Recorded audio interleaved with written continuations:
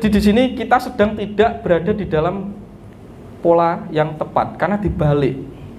Seharusnya kan adil baru sejahtera. Nah sekarang sejahtera dulu, maka bantuannya dikasih dulu tapi dihabiskan. Karena sudah tidak ada keadilan di dalam. Seharusnya dididik dulu baru dibantu. Kalau dibantu secara aspek sejahtera atau materi pasti dihabiskan, pasti diplokoto, pasti dimanipulasi. Karena kebutuhan perutnya masih lebih besar. Tapi kalau nanti sudah dididik, maka namanya revolusi mental. Kalau sudah terdidik mentalnya baru dibantu. Kalau dibantu dulu kan Anda mendidik bangsa kita ngatok, ngemis. Dengan donga ning Gusti Allah kan dididik ngemis tuh setiap hari. Mergo dihitung, diwehi pahala apa ora dan sebagainya. Itu sudah dididik kapitalis sejak dini. Nyambung ning Gusti iki nyambung wae, wis ikhlas lillahi taala. Begitu. Anda harus mengarah kepada sana. Karena di dalam kelilahan Anda kaya dan ombo segoro, maka Anda akan sekelilingi keberlimpahan. Orang Jawa tidak pernah meminta, tapi lebih banyak matur suwun atau bersyukur. Doa tertinggi itu bersyukur. Nek doa bertindih ngerengek atau ngemis, lah itu mental rendahan. Justru pengemis itu selalu berada di dalam kekurangan. Itu dalam personifikasi energi. Gustimu moho gede, matur suwun, nek kowe matur suwun kamu ombo karena kamu menjadi energi yang sama dengan si Tuhan itu, dinamakan keberlimpahan. Jadi kalau orang itu berkata kamu berdoa dalam kondisi yang syukur, tenang, damai, maka kalau orang di atas gunung itu mau mengambil pulung itu atau wahyu biar jadi jabatan, itu karena kalau di atas gunung itu ketenang, rileks, terjadi keterkoneksian dengan seluruh alam di sekitarnya. Akhirnya ketika seperti itu berdoa atau menyabda masih terjadi. Karena dalam kondisi ketersatuan dan ketenangan, kedamaian, kesukacitaan, doamu itu bekerja 3 kali 4 kali lipat daripada kamu merengek. Karena ingat yang ditangkap oleh alam adalah pantulan kualitas emosi batin. Kowe ndonga entek sak kitab tapi nek batinmu kemrungsung wis ora kelakon. Dari jarake mok sak perkataan, sak ababmu tok saja. Sak mleteke idumu atau suaramu saja. Tapi kalau batinmu itu menjangkau realitas, makanya disebut jumeneng atau telepati. Itu begitu Pak ya. Tadi sudah tak jawab ya. Terus jenengan tadi ada apa? Komunitas Pangku Sadar. Tadi yang 9 ke-4 tadi itu yang pertama sebelum ini apa itu akan tahapannya atau tidak? Oke. Jadi begini, dasarnya kembali kepada sadar. Sadari mana yang butuh, mana yang ingin. Bedakan dulu ini. Mulai bertanya ternyata dan ngobrol sendiri. Konon orang yang banyak ngobrol dengan dirinya itu orang pinter. Jadi nek wong ngomong dhewe itu jane tandane wong pinter. Cuma nek ngomong ning depan wong edan. Mergo nek koncoe. Tapi sebenarnya orang pinter, tapi dihakimi edan. Yang membuat baik dan buruk itu lingkungan, bukan siapa, lingkungan. Lingkungan kita itu sedang menjalani karma kolektif. Penjahat yang membunuh kita itu sebenarnya lingkungan kita sendiri secara tidak langsung. Ya karena apa? Ya karena kita bareng membangun kesadaran yang berada di dalam degradasi. Dan kita setujui ini baik, ini buruk, itu kan persetujuan suatu kelompok. Nek sesuai kepentingan ego kelompok baik, nek tidak buruk. Nah kita harus keluar dari ini dulu, keluar dari dinamika ini dulu. Mulai bertanya, yo nek aku arep iki jane butuh ning awakmu apa? Wong aku ya wis sakmene umurku misalnya gitu. Terus aku nek butuh mulai bertanya seperti itu. Maka itu disebut ngrekso ing badan sarira. Jadi kita mulai bertanya kepada diri kita. Itu semedi dasarnya mindfulness. Jadi neng-nung, nek urung iso ngenung, direnungi sik. Nek ngenung ruwet ngening, wis rumose loro tok. Neng-nung, bareng kok gung itu tinemu ing nalar, terbuka segala hijab, muncul pemahaman, pengertian. Nek loro-loro gak iso rasa urip. Neng-nung, hening dan merenung. Dan apakah setiap orang sama? Tentunya secara substansi dan esensi setiap orang memiliki pembawaannya sendiri-sendiri. Tapi secara sadar makhluk, karena kita tahu kita adalah makhluk sosial, pasti bisa dibikin mapping yang tepat. Terlepas nanti dia mau menggunakan tingkatan yang mana kan kembali ke setiap pribadinya. Yang penting kita buatkan kalau mapping fisiknya ini, mapping aspek tingkatan mentalnya ini, aspek astralnya ini, aspek spiritualnya ini. Jadi kan dia tinggal membaca, aku ini sudah di mana ini? Wah, aku lebih cocok yang ini. Ya berarti kamu sudah berada di situ, karmikmu. Perjalanan gawanmu dilahirkan itu, cetak birumu itu sudah ada di situ. Makanya setiap pribadi atau setiap murid tidak ada yang sama, tapi bikinkan mapping. Karena mapping ini peta perjalanan kita. Dan ini sudah kehilangan. Jadi nek sing tingkatannya aspek fisik dan mental, oh mungkin dia dikelola untuk menjadi satrio, gitu ya. Jadi satrio yang digunakan untuk menjaga kestabilitasan suatu negara atau suatu kelompok atau suatu organisasi. Maka disebut satrio. Nek sak ngisor satrio itu hanya bersifat fisikal, tidak memiliki sadar ruang sadar waktu yang begitu tinggi, masih rendah banget. Ngertine nek dikongkon, ya gak apa-apa itu punggawa. Maka disebut punggawa, pembantu. Jadi dia berada di situ. Berarti nanti naik lagi Satrio Pinandito, yo nyatriani, yo menjaga stabilitas negara, neng yo ngowahi pangerten kan begitu. Jadi yo pandito, yo guru, yo guroni, berguru, memberi ilmu, memberi pitutur, pitedah kan begitu. Atau wawasan ilmu. Baru Pinandito, berarti sudah mungkur jadi satrio, bener-bener ngajar pengetahuan, jadi dosen, jadi apa terserah. Baru nanti setelah jadi Pinandito, ya mungkin ada yang membelah menjadi dua. Bar Pinandito jadi resi, sing tukang gawe pusaka. Tidak hanya mengajarkan secara oral, tapi mengajarkan secara pusaka, bentuk, lukisan, arsitek, yo keris, yo batik, itu kan juga media untuk pembelajaran. Maka disebut sastra atau nyastra atau diantra. Jadi ada orang-orang yang mengajar dengan arsitek, bentuk omah joglo, bentuk ukiran-ukiran, itu juga ngajar. Itu masuk di Karsian itu. Baru dari ini nanti tingkat jadi karatuan atau kedatuan. Berarti dia sudah menjadi ratu atau memimpin seluruh umat atau suatu bangsa, perkumpulan untuk mengarah kepada sesuatu. Ya terserah orientasinya apa. Baru mungkur begawan. Lah sudah nek wis kabeh misi accomplish begawan. Wis gak sangoyo nambah-nambah, wis tutup bukune. Buka buku baru nantinya. Tuh, jadi misi jiwa sudah terlaksanakan, urip sak dermo nglakoni. Dadi wayah ditinggal-tinggal, neng kan wis nyelehi ning anak turune ini. Nah suatu ketika anak turune iki butuh kita atau kita butuh lagi ke bumi, anak turune mbaca mantra, terus akhirnya awake dhewe tangi nyapo ya putu kowe medun ning alam dunia, akhirnya dikasih segeh itu, disuguhi. Jadi nek kopi pahit nek apa ki tegese itu membawa arti bahwa nek kopi ki biyen mbahku gawe ngopi ben eling. Apa yang kita hidupkan? Panggondo, pangrasa. Karena seluruh desendria dan seluruh indera itu diringkas menjadi panggondo, pangrasa. Untuk mendeteksi alam kasunyatan itu Anda berhubungan dengan panggondo, pangrasa. Karena sesuatu yang paling mendekati materi terkecil atau mendekati kebenaran quark ya, paling susunan atom terkecil itu hanya penciuman dan pangrasa, rasa sejati. Nah, pangrasa itu berhubungan dengan penciuman, maka berhubungan dengan bayu. Nah, pangrasa itu airnya. Nah, ketika Anda berada di lingkungan tertentu, ketika Anda nggondo sesuatu yang tidak selaras, ya pasti kan gangguan. Makanya nek ngentut ya metu kan, karena itu mengganggu panggondo Anda, akhirnya rasanya gak muncul. Akhirnya karena Anda merasa terganggu, maka dikasih wewangian dupa atau kembang, itu panggondo. Maka diaktifkan lagi panggondo, pangrasane leluhur. Kita koneksi lagi dengan leluhur kita. Digondo dan dirasa, maka dikei segehan itu. Jadi misal diceluk mbah nek tanah awakmu medun atau lahir lagi, kene endang nitis neng anak putu meneh ke anak cucu. Kalau ndak ya sedang mentas. Itu tradisi karena kita estafet. Sing urip ya nulungi sing wis mati. Nah, sing mati ini ya kudu ditulungi nanti sing urip. Nek kowe wis mati, berarti sing mati nulungi sing urip ninggalo ilmu. Karena ketika ninggal ilmu, kamu nulungi sing urip. Sing urip kok ya nulungi kamu. Jadi estafet gotong royong. Mergo aku ninggal ilmu itu karena aku tahu diri.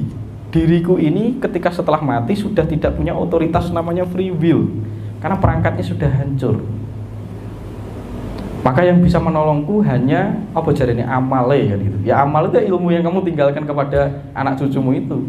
Kalau anak cucumu itu menggunakan amal ilmu, anak cucumu itu merawat energimu ketika kamu sudah mati. Makanya sing urip nyampurnakne sing mati urung sampurno, kan begitu rumusnya. Nek carane sing mati nulungi sing urip, ya sing mati harus mengajarkan ilmu-ilmu yang masih bisa digunakan untuk mengakses alam ruang waktu, melampaui ruang waktu tadi. Disebut tantum atau mata ruka.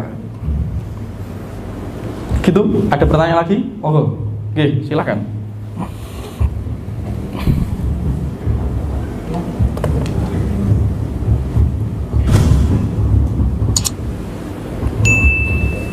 Terima kasih sebelumnya Mas Tunjung. Saya senang sekali bisa bertemu dengan Mas Tunjung kembali, karena ada ya sekitar 5 tahun lebih saya tuh pernah ikut Mas Tunjung waktu itu gabung dengan Mas Setio. Saya dari grupnya Mbak Heni waktu itu. Oh, Mbak Heni, iya. Ikut beberapa kali dengan Mas Tunjung waktu itu partneran sama Mas Setio. Kemudian saya lihat Mas Tunjung di Ngaji Roso. Nah itu saya ingat Mas Tunjung kembali. Nah hari ini Tuhan mempertemukan dan mengizinkan saya untuk ikut acara di Mas Tunjung. Pertanyaannya adalah Mas Tunjung, tadi kan Mas Tunjung membahas masalah ada kejahatan supranatural, di mana ilmunya sudah mumpuni tapi di fisiknya itu belum selesai. Saya sering menemui beberapa hal seperti ini, kejadian-kejadian seperti ini untuk orang lain gitu ya. Kemudian saya sendiri pernah mengalami hal yang ekstrim.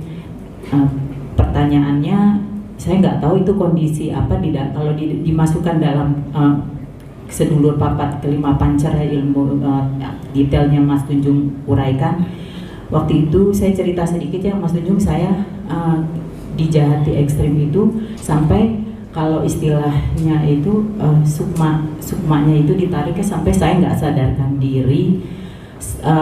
Waktu itu anak saya ya hanya nangis membacakan surat di kiri kanan, tapi saya masih dengar apa yang diucapkan di sekitar. Tapi saya sudah terasa di kaki saya itu dingin, merambat terus sampai ke perut, sampai saya tahu perut saya sudah tidak ada napas, sudah tidak ada gerakan. Tetapi ketika nafas terakhir ada di jantung, waktu anak saya bacain saya apapun, saya tidak bereaksi apa-apa. Saya dengan kondisi entah itu dibilang pasrah, saya nggak ngerti ya, cuma saya udah diam aja gitu kan. Cuma ketika di jantung saya seperti mempertahankan diri saya dengan ucapan Allah begitu ekstrimnya dan berulang-ulang, itu saya mendengarnya, itu saya baru menitikan air mata. Kemudian di sebelah kanan saya mendengar ada yang membimbing saya seperti ini, berserah diri, pasrah, ikhlas, seperti ini berulang-ulang sebelah kanan. Kemudian saya juga lihat istilahnya jiwa saya di sebelah kiri.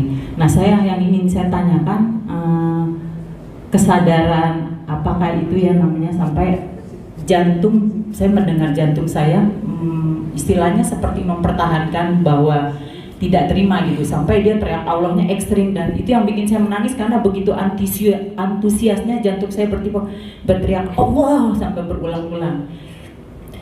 Nah itu kondisi apa ya Mas Tunjung? Karena saya tahu katanya ada kan kesadaran itu ada beberapa level. Nah itu saya minta uraikan, kalau memang ada level itu, kalau memang ada waktunya tolong dijelaskan.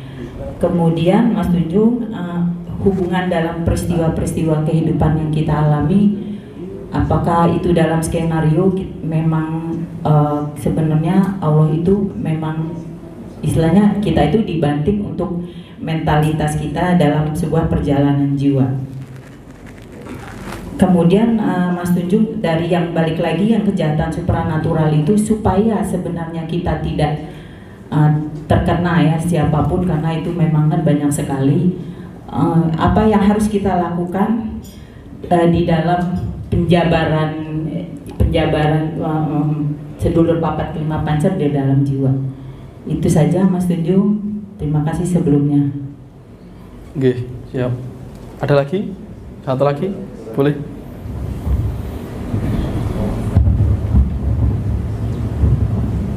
Terima kasih Mas Tunjung, saya Dimas dari Jakarta, mau nanya sederhana aja tentang perilaku molekular air ya.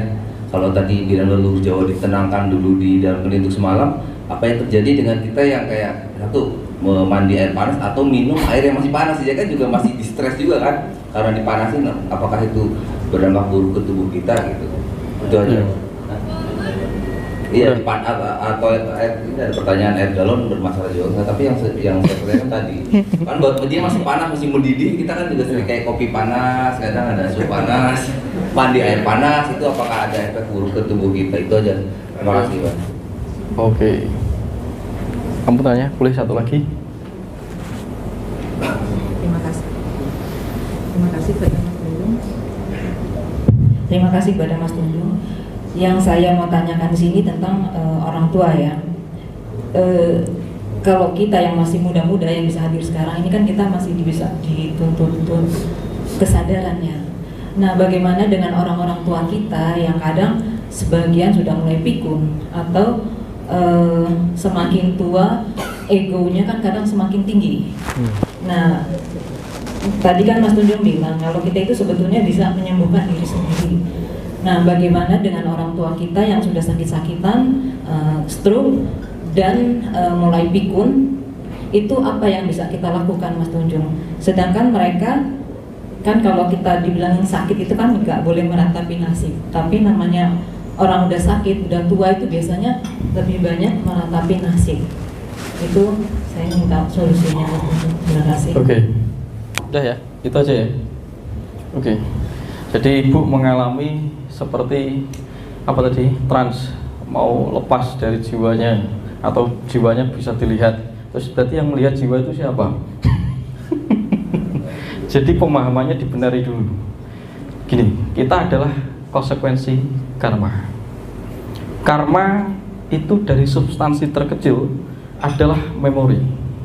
Dimulai dari memori elemental, atom, evolusioner, genetik, indrawi, pola pikir, pola tindakan, tanah, pancamahbuta, artikulasi dan tidak dapat diartikulasi. Jadi sudah terjadi pertemuan sejak kecil. Tapi kita hanya memandang aku ini dosa apa dulu. Jangan dilihat di situ. Kecil lagi. Bisa jadi ini adalah dosa kita secara kolektif, bukan individual. Kita melahirkan generasi anak jahat karena dulu kita memproyeksi memori kejahatan secara massal. Jangan salahkan ketika bumi melahirkan jiwa-jiwa yang jahat. Karena partikel elemental sudah kamu kontaminasi dengan kejahatanmu di waktu itu karena ketidaksadaran. Nah, sekarang dalam aspek lebih tinggi lagi kita pahami kenapa aku bisa diserang. Satu, pasti Anda sendiri yang menarik. Karena ada memori luka batin Anda yang tidak Anda selesaikan. Sementara energi hanya bertemu medan yang mirip, frekuensi yang sama. Energi santet, energi serangan, energi supranatural itu energi yang bersifat force, durga, penghancur, atau pemisah, atau penggetar, terserah, atau pembusuk atau pengurai. Berarti selama ini ada medan energi penghancur di dalam diri Anda yang destruktif, bisa bersebut trauma. Anda bisa menyebutnya trauma batin kalau sekarang. Anda bisa menyebutnya adalah kekacauan. Anda bisa menyebutnya adalah kekacauan rasa, kekacauan batin yang turun-temurun dari leluhur kita yang belum selesai. Dan itu akan menarik itu, karena mirip. Tapi di sisi lain, Anda memiliki kemampuan untuk bisa membatasi diri Anda karena sudah terlatih di masanya. Berarti di sisi lain ada proyek sesuatu yang ada di dalam diri Anda itu mau dibangkitkan, tapi perlu di-trigger. Kesatria itu akan sadar jadi kesatria kalau dirinya punya musuh, punya lawan, punya masalah. Tapi di sini ada titik balik.